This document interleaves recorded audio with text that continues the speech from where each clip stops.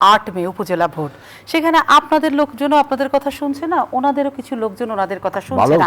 কিন্তু আর একটা প্রশ্নের সঙ্গে জুড়ে দিই, ওনাদের বিক্ষিপ্ত বিচ্ছিন্ন কিছু মানুষ ভোটে অংশ নিচ্ছে, তাদেরকে তারা বহিষ্কার করছে, কিন্তু সেই অল্প কিছু মানুষ যে বিএনপির উপজেলা নির্বাচনে ভোটে অংশ নিচ্ছে, সেটা নিয়ে আপনারা এবং ইলেকশন কমিশন বেশ একটা আত্মসন্তুষ্টিতে ভুগছেন, বিএনপি ভোটে আছে, বিএনপি ভোটে আছে। কেন?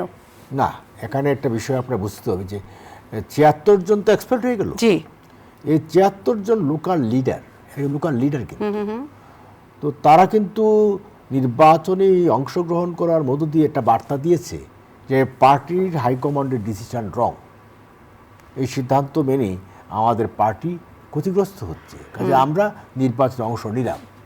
এটা কিন্তু একটা প্রতিবাদ। তাহলে বিএনপি তার তৃণমূলের নেতাকর্মী এবং জনতার ভাষাটা বুঝতে ব্যর্থ হচ্ছে। রাইট।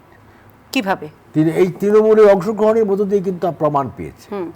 ৭৬ জন নেতা অংশ নিয়ে পার্টিসিপেট করে তারা কিন্তু বার্তা দিল যে বিএনপির হাইকমান্ডের সিদ্ধান্তটা সঠিক ওই নয়। ৭৬ জনকে আপনাদের তো থ্যাংক ইউ দেওয়া উচিত, অংশগ্রহণ করে তাকে দিচ্ছি তো, কারণ আপনাদেরকে অনেক স্বস্তি এনে দিয়েছে ওই ৭৬ জন। বিএনপি ভোটে আছে, বিএনপি ভোটে আছে, ধন্যবাদ জানাই। হ্যাঁ, বিএনপি নির্বাচনে অংশগ্রহণ করলেও কিভাবে আমরা জাতীয় নির্বাচনে ধন্যবাদ জানাতাম?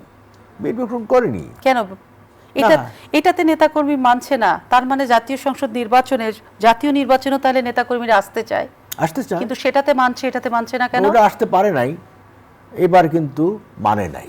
এই যে না মানার যে বিষয়টা, তারা তো রুলিং পার্টি না, অপোজিশন পার্টি, আর আমরা তো রুলিং পার্টি।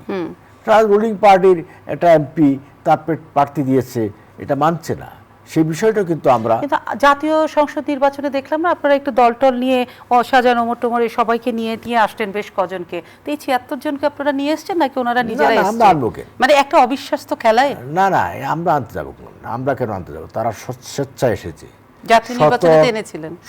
বিএনপি আসে নাই, কিছু লোককে তো এনেছিলেন। কিছু লোক আসলাম কোথায়, ২৮টা পার্টি এসেছে। হ্যাঁ, ৬২ জন আপনাদেরই হয়েছে, ২৮টা রাজনৈতিক দল এসেছে, তো বিএনপিরও বেশ কিছু লোকজন আপনারা নিয়ে এসেছেন। ৬২ জন জিতেছে, নৌকা কিন্তু হেরেছে ওখানে।